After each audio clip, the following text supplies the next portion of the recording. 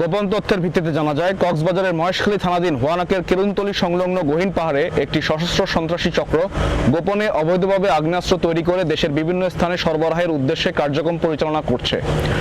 চক্রটি অবৈধ আগ্নেয়াস্ত্র বিক্রির পাশাপাশি জলদস্যুতা, পর্যটকদের উপর হামলা, ডাকাতি ও অন্যান্য সন্ত্রাসী কর্মকাণ্ডে জড়িত থেকে স্থানীয় জনগণকে বিভিন্নভাবে ভয়ভীতি প্রদর্শনের মাধ্যমে এলাকায় আতঙ্ক সৃষ্টি করে আসছিল।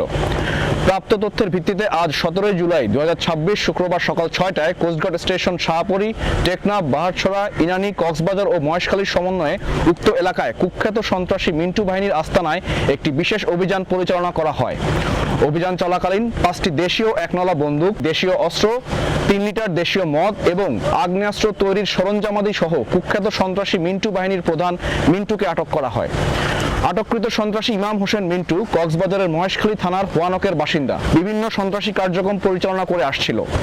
উল্লেখ্য, তার বিরুদ্ধে 15টি ফৌজদারি মামলা রয়েছে। তাকে আটকের মাধ্যমে অবৈধ অস্ত্রের একজন অন্যতম ব্যবসায়ীকে আটক করা সম্ভব হলো, যে অস্ত্র মহেশখালী সহ দেশের পূর্ব উপকূলীয় এলাকার সাধারণ জেলে ও লবণ চাষীদের জীবন অতিষ্ঠ করে আসছে। তার এই আটকের ফলে সাধারণ জেলের জন্য নিরাপদ সমুদ্র নিশ্চিত করার একটা প্রচেষ্টা সফল হলো। এই বাহিনীর অন্যান্য সদস্যদের আটকে গোয়েন্দা নজরদারি ও টহল কার্যক্রম জোরদার করা হয়েছে।